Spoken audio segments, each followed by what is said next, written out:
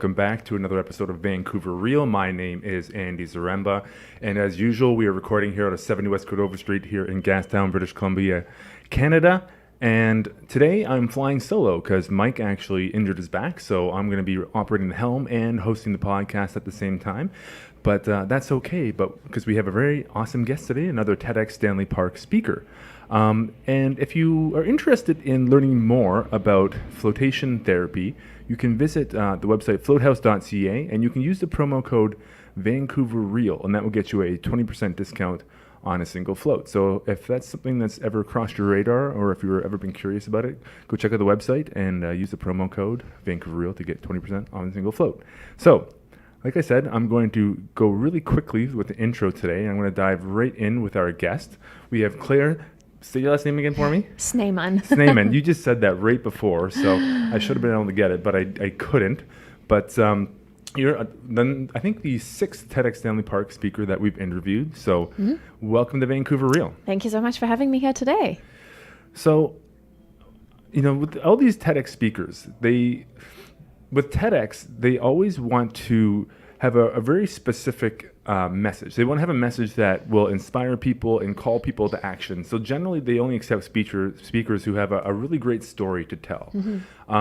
So why don't you start there? Why don't you start with explaining, why you chose your topic, and first what your topic is and why you chose it.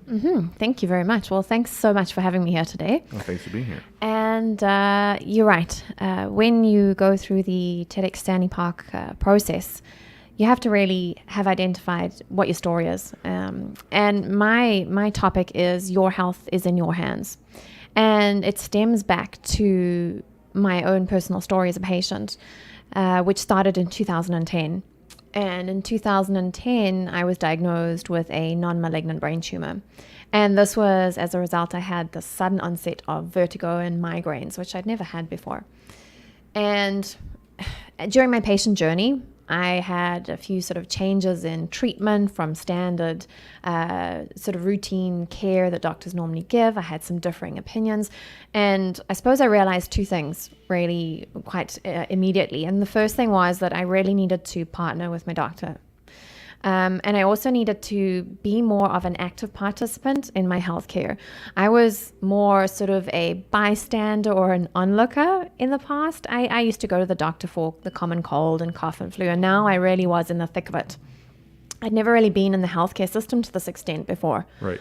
I know I had some... How extensive was it? Like how much treatment and stuff were you receiving? So for me, I was put on what they call a watch and wait protocol. Which means like monitoring with yearly MRIs. I had a neurosurgeon, I had a neurologist, I had medications for the vertigo, the dizziness. I had medication for the migraines, and then follow-ups with my GP. So for me, surgery wasn't an immediate option. Right. And I didn't have, for example, chemotherapy or anything like that. And so I realized that I really had to be more on top of my health in order to sort of get through this process. I had a 4-year-old son when I was diagnosed. Oh, wow. And I think for me, that was one of the biggest sort of instigators to really be more on top of what was going on. I can imagine. Because I wanted to be around and, watch him grow up. Yeah. I think any parent can relate to that part of it all. In 2012, so 2 years after I was diagnosed, I got acutely ill. I got really, really bad migraines and vertigo, to the point where my family doctor was sending me to this specialist and that one and to the ER. And long story short, what actually happened was that my brain tumor had doubled in size. Wow. And it had blocked the flow of fluid in my brain, and my brain was swollen. That's scary. It was scary times for me, for my husband, my son, my family. And I had to have brain surgery. That's the only way to sort of rectify the situation. Otherwise, unfortunately, I wouldn't be here today, but I am, which is fantastic. Yeah, it's amazing. Yeah, and that whole situation as well, once again, just reminded me that I had to be my own advocate. There were sort of a couple of things that happened, but after my recovery, which was a long recovery, it reminded me again that how important it is for, whether it's myself, my husband, my family, that you have to put your health in your own hands. Interesting. So even though you had access to all these specialists, all these different doctors, and went through all these procedures, you still believe that it's your own responsibility to take care of your health? Is that what you're saying?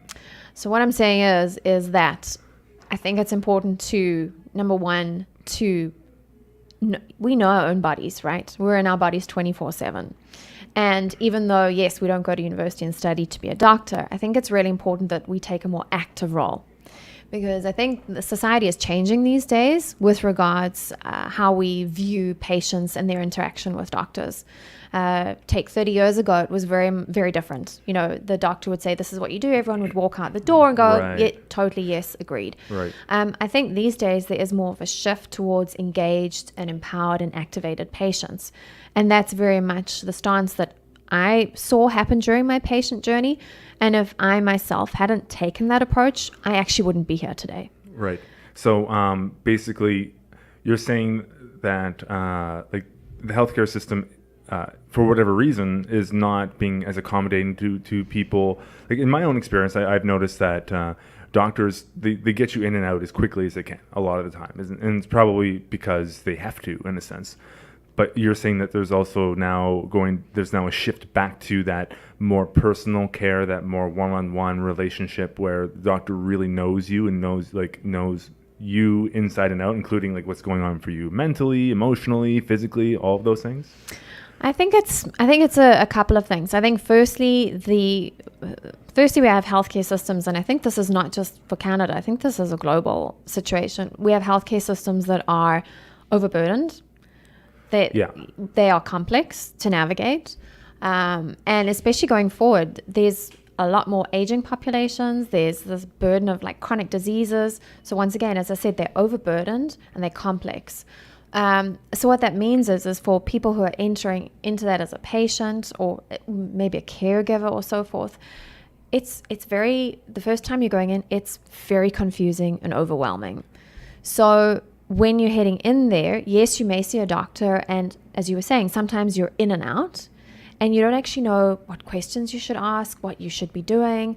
And it can be a very challenging situation. And that is why I'm saying is it's really important for patients to start to take a little bit more responsibility and put their health in their own hands. Because for doctors, it's the other side of the equation as well. That healthcare system is just as overwhelming and complex and overburdened for them too, not just for patients. Right. Yeah. So if we have patients and doctors, the patients are taking more responsibility for their care, so that when they go into the doctor's office, they're asking those questions. They've been managing their medications and appointments at home. And the doctor, yes, is also working in a highly overburdened system. It gets more of a partnership instead of people working at different angles. And I think when there's that collaboration and working with together, the doctors. exactly. Uh-huh. I think that's a better situation to be in than, the doctor's working at one angle and the patient's working at a different angle. Right. 100%. I think that it's so important that those channels of communication are completely open, and it's not just a doctor saying, okay, this is your diagnosis. All right, now on to the next patient, right? Yep. You mentioned in the video I watched on the Tedx Stanley Park website, which is happening on March 3rd, correct? 3rd of March. It is, my goodness me, less than 3 weeks away. Wow. How's that? How are you feeling about that? You know what? I'm feeling really excited right now. People are like, wow, are you nervous? And I'm like, I'm not nervous right now, but talk to me about the week before, and I'm sure I will be human, and so I will be nervous. Totally. Yeah, I think it's completely understandable. But you mentioned even being in those situations where you have specialists or doctors that are disagreeing with one another. Is that actually a common thing that goes on? I think it can definitely happen. I mean, the human body is so complex, right? Yeah. And there is so much research that goes on into different areas of it. So I think differing medical opinions can definitely happen. So I think and that definitely happened adds to for your me. Stress if Totally. You're having experts arguing about what the right course of action is supposed to be. That's right. So that happened to me. I had differing medical opinions. And so what I did then is I asked for another opinion and then looked at the various opinions and made a decision. And for me, my family doctor, my GP, was integral in helping me through the whole process. She was like a captain in my ship, really helping guide through the waters. Is that the role of a GP generally? That's a good question. I think my GP stands out, to be honest with you. I think a GP is an essential part of any sort of healthcare for anybody, really. Right. The specialist is there to give advice when it's a specific condition or area that requires as you were saying, expert advice. Right.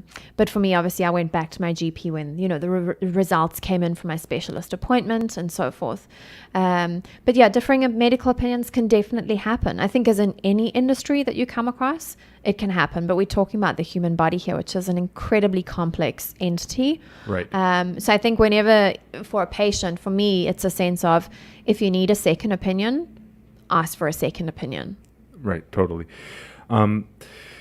So also in regards to the talk that you're going to be giving, I know Roger requires that they have a really compelling message to give, and he also likes to have a call to action, something that people can actually take home and put into action in their lives, in the world, that hopefully goes out and actually makes a difference. Mm-hmm. So what would your call to action be for your talk that day?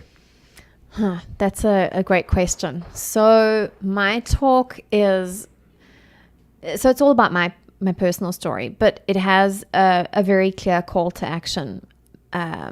It is definitely about putting your health in your own hands, being more proactive, because you might save a life. And I know that sounds quite, wow, my goodness, that's quite dramatic.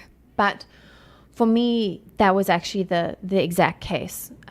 If I hadn't been more proactive, I wouldn't be here today, because the steps that I took allowed me to push and ask for that extra MRI and keep on pushing. And if I hadn't, they would not have picked up that my brain tumor had doubled in size, and I would have gone home and gone to sleep and not woken up. So my action and ask for the TEDx audience is, be proactive, take responsibility, put your health in your own hands, and I give them a tool that allows them to do that. Because I think that's the important part is not just to say, this is what I'd like you to do and inspire and take a brave action, but I'd like to say, this is how I'd like you to do it. Let's talk about that, the idea of taking your health into your own hands a little bit more. Can you expand on that and give more detail of what you mean by that? Like a tool onto how to do it. A tool, or what you mean by that? Do you mean like taking care of your overall health, or being more proactive? Like, what's your stance on that? So I'll actually explain to you a little bit more about how I did it. So, for example, it's sometimes the small things, it's sometimes the big things. For me, it's anything from, if you are diagnosed, or it could be your parents, it could be your son, it could be yourself. If you are diagnosed with a health condition, it starts from the get-go. It's anything from tracking your health, your records, getting copies of them. So if you go for a test, ask for copies of the report, the copy of the specialist report, the blood tests. So keeping your own records. Exactly. So, or if you had a blood test, following up, have you got the results of that test that I had, and so forth? Because a lot of people will not follow up, and it might slide, and the test results may not come back in. Right. And I think that's very important. So sort of tracking what's going on in your condition is really key. Mm-hmm. And that can start from the beginning. For me as well, starting to track my symptoms and so forth was actually really important, because when I went back in to see the specialist, he would say, so how have you been feeling? And I would think, oh my gosh, I can't really think. Overall, I'm sort of good. And he's like, how many migraines have you had over the last month? I'm like, I can't tell you offhand. Right. So really starting So taking responsibility and really starting to track things on that level as well was important, I think. Yeah, I think that's huge. And I think people don't even really think about that too often until probably something happens where they're forced to think about it. Yeah. And I mean, my medical binder is huge, right? Yeah. But it's the story of me. I have all my details and all my information in one place. And this came in to be incredibly useful at many times when I'd go from one specialist to another. And they'd say, oh, but, I don't have your copy of your latest MRI. And I'd whip it out and go, oh, here it is. I have it right here. And they'd be like, oh, this is fabulous. Thank you so much. Right. So I always knew what was going on with my health at what time. So being able to track things, I think being able to be educated as well. And I'm sure that's a huge piece right there. Yes. And a very in-depth one as well. I'm sure to do the necessary reading to really understand what medical conditions you have and what your options are is quite intense or a lot. And I know some people will probably roll their eyes at this, but good old Dr. Google. There's pros and cons to that one. There are. Yeah. And I think we're so lucky in so many ways to have that resource by our sides where you can, like me, I was diagnosed I think I got home at 1 a.m. in the morning, and that's the first thing I did is I sat down because the doctor answered a few questions of mine, and then I was sent home, and I was like, oh my gosh, I need more information. So I sat down and I typed into Google as to what I needed to find.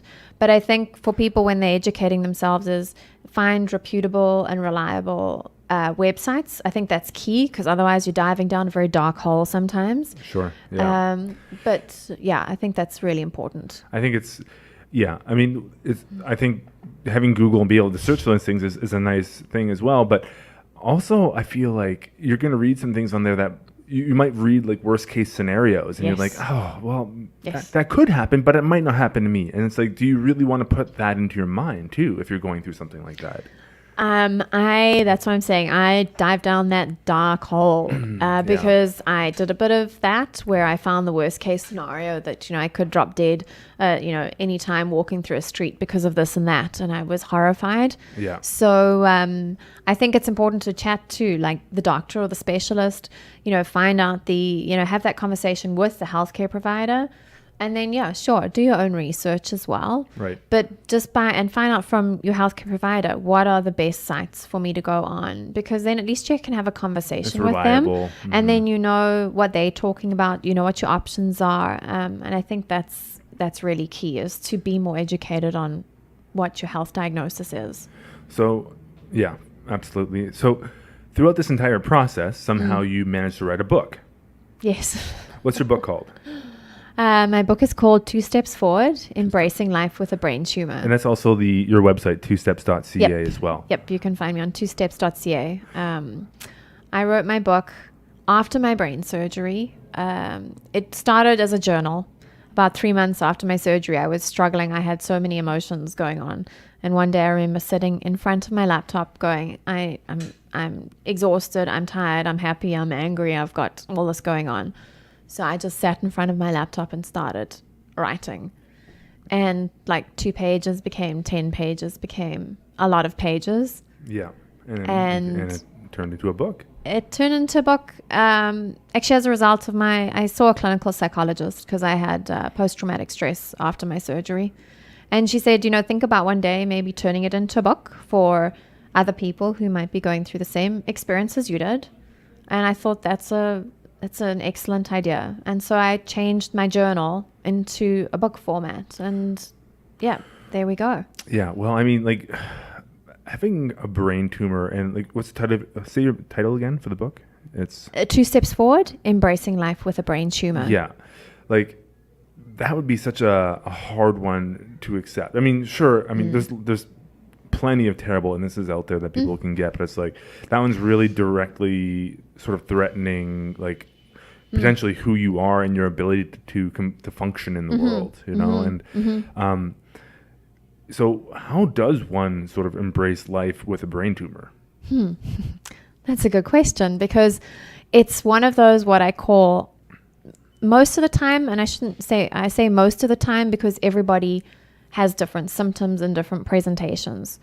But often with the brain, sometimes what happens is a lot of it is what one would call like invisible symptoms.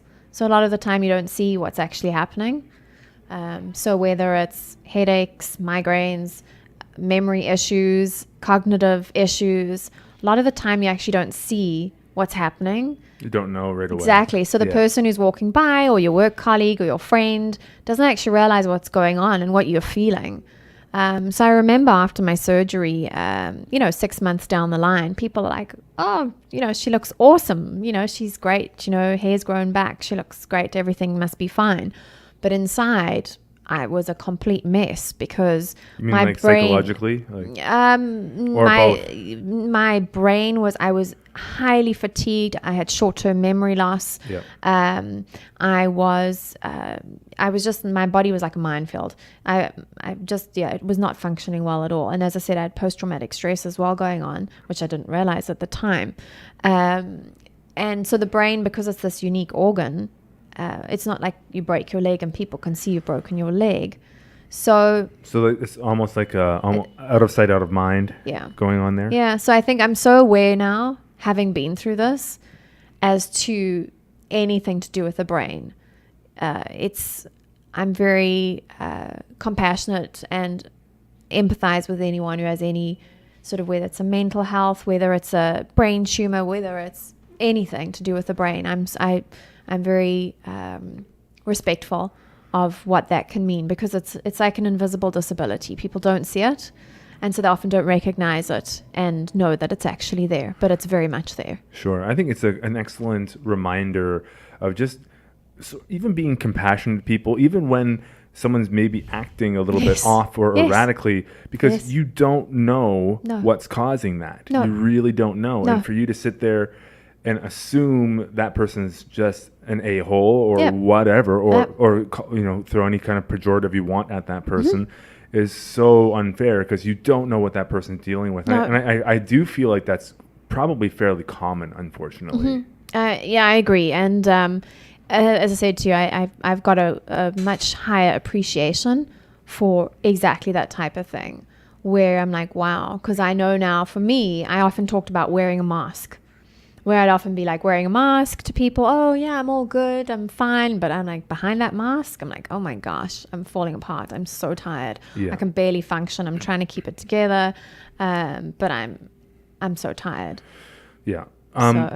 Throughout that process, I'm sure you went through a whole wide range of emotions, and probably going as far as like even exploring your own mortality and thinking about what would that be like. How did you deal with those swings, or what are some maybe big like life sort of realizations that you've had by going through that journey? Oh yes, totally, because as I said to you earlier, when people often say, oh, it's a non-malignant brain tumor, that's okay, it should be fine. But where my brain tumor was right in the middle of the brain, in an area where, as I said to you, it blocked the cerebrospinal fluid, and when that happens, the brain can swell, and if that doesn't get resolved, that's unfortunately the end. So even though you have non-malignant brain tumors, they can potentially be fatal. So you're right, you get confronted with your own mortality, and like, am I going to see my son grow up? Am I going to grow old with my husband? And for me, that was almost harder than having to deal with the symptoms. Yeah. Because I'm like, oh my gosh, I'm like in my 30s and this is what's happening. I'm like, this is crazy. I'm a hard worker, probably too hard actually. And that was a big change for me, because I had to learn to pull back. And I actually shifted. I started working for myself and decided I want to spend some more time at home with my son. And I shifted quite a few things in my life, because I realized that we're only here for a blink of an eye, and we got to start breathing in some of the small things, because I have to remind myself that, though, because I tend to forget. But it did give me a few life lessons. Right. It's interesting, right? Because I've noticed in the situations that I've been around in situations like that before, that the person definitely changes when they're faced with something like that. Yeah. And then let's say they recover and get over it and get back to their normal life. It's weird, because you think that you wouldn't forget about that, but they sometimes do, and you almost have to remind yourself to be like, oh yeah, right, life is so precious. I have to like respect every moment and be like so grateful that I'm here right now. But it's so easy to get caught up in life and just start going again and like, you know. And maybe part of it is like, maybe part of you should do that and just be like, move on, yeah. you know, Yep. because it's just like, do you want to dwell on that for years, you know? I agree. I think you want to move on for sure. What I call it is, I always say, I feel like I see the colors brighter than I used to see before. Yeah. For example, I was reminded again on Sunday, we went cross-country skiing at Callahan. Nice. And I haven't cross-country skied, actually, before my surgery. And I was out there, and I literally could feel the euphoria, like, in my body. And I just was smiling the whole time. I was the slowest in the pack. I was at the back of the group. I was falling. I took my skis off several times on the easiest runs because I knew I couldn't make it down the hill. I was too scared to. But I didn't have a frown on my face the whole time because I was just so happy I was out there, Right. doing what I was doing. And I wouldn't have had that sense of appreciation before. And that I'm joyful that I've got that, because that'll always be with me. And it's not a negative going like, oh, I did that, because that's something that I'm like, I'm blessed to have that. So, You know, I know when I go through any sort of experiences on my own that I'll go, sometimes for a while, I'll go to, say, the darkest or worst case scenario, the darkest place, and I'll spend some time there and I'll go into that place for a while. And, you know, sometimes I'll even convince myself that that's probably what's going to happen. Yeah. I was wondering if you were ever in those spaces and maybe you actually had the sense that you might die. How did you deal with that, or what did you do to get over that? Yeah, I remember being in some dark spaces. I remember, like phone calls to my mother in South Africa during work time with tears rolling down my face. My husband, many consoling times where, as you said, that sense of uncertainty, not knowing what's coming the next day, that were so hard, to be honest. How does one overcome that? Well, So hard. How did you deal with it at the moment, in the moment? In the moment, you know, for me, it was all about trying to be in the present. And because that was a lot of it was like thinking in the future and going, what's going to happen then? What's going to happen then? And most of it was trying to place myself in the present, because as much as I knew this is what could potentially happen, that was like a what if? Well, what if this happened? What if this happened? And sometimes I had to pull myself away from those sources. Like if I was reading too much of the dark news, I'd have to pull myself away from that source. And I think that happens anyway in the news these days. Sometimes you have to sort of pull things away from you. Especially with the news. Exactly. So I had to pull myself away from some of the medical research journals I was reading or whatever. But then I had to try and get myself more into the present and go, okay, I'm here today. What I love about today, what's awesome about today, and I can do this today. So let's fixate here and right now. I have a son. I have a 5-year-old son. I have an awesome husband. I am able to do this. I'm working. I live in Vancouver. And when you did that, how would that change things for you? That made me feel more grounded, because I was able to go, well, things are good now and I'm healthy now. You know, my MRI is clean. It's not, it's stable. Nothing's growing. I'm feeling okay. My migraines are stable, etc. So right now at this point in time, I'm okay. Right. Yeah. Yeah. So, I mean, not easy, but that was my coping strategy. But it really does speak to the power of like living in the present moment. Yeah, I in Christianity, they have, I can't remember exactly where it's from, but they talk about how there's different stages to dying. Mm-hmm. And the very final stage of it is that acceptance stage. Yeah. It's where so you accept that this is happening and there's nothing you can do about that. Yeah. And at that point is when they generally will reach a state of peace. Oh, interesting. Yeah. And to me, that has a lot to do with, like, again, being like right there in that present moment and accepting, okay, this is just a situation, but I still have right now, and I can be as present and as aware and like in this moment as possible. Yeah, yeah. And the funny thing is about that is that, like, you know, we can access that anytime we want. Yes. Except that, you know, of course, we as human beings, we have to plan for the future. We have a lot of things to consider, and we get really busy, and that's normal. But it's like we can tap into that anytime. Yeah. You know, it's an amazing thing. Yep. But you know, it's just funny how it takes sometimes like a traumatic life event for us to really realize that, to really get that. Yep. I know. And so one doesn't want to say you're thankful for, you know, having something like this, but that is the one thing I'm thankful for, is it taught me a few things.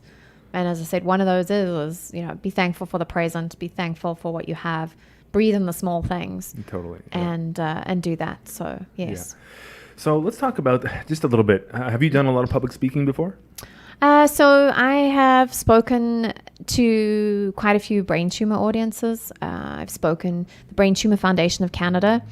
I'm a volunteer for the Brain Tumor Foundation of Canada, and I've spoken at their conferences, and I've spoken to the American Brain Tumor Association at their conference as well. So I've spoken quite a bit into the brain tumor community. Okay. Which has been great to connect with those audiences. So how are you feeling about your talk at Tedx Stanley Park on March 3rd? Mm-hmm. March 3rd, yes. Yeah. I'm very excited because I've got friends coming, which is fabulous, and some family. Yeah. So I'll be waving at them. No, I won't be waving at them. I'll be smiling at them. Yeah. You'll be focusing on a sea of people. Yes, I know. The wow. massive 2,500 faces. Yeah. I'm feeling good. Still got some, you know, practicing and so forth to do ahead. The last 2.5 weeks are really critical and key. Just feeling comfortable and immersing myself in it. So I can say it backwards in my, you know, sleep right now, but it's really about it's not about memorizing. It's now about sort of embodying. Yeah, that's right. It really is about getting to that stage. So that's what these last 2 weeks, the countdown, is all about. Yeah. Which is exciting. I mean, it's a wonderful opportunity.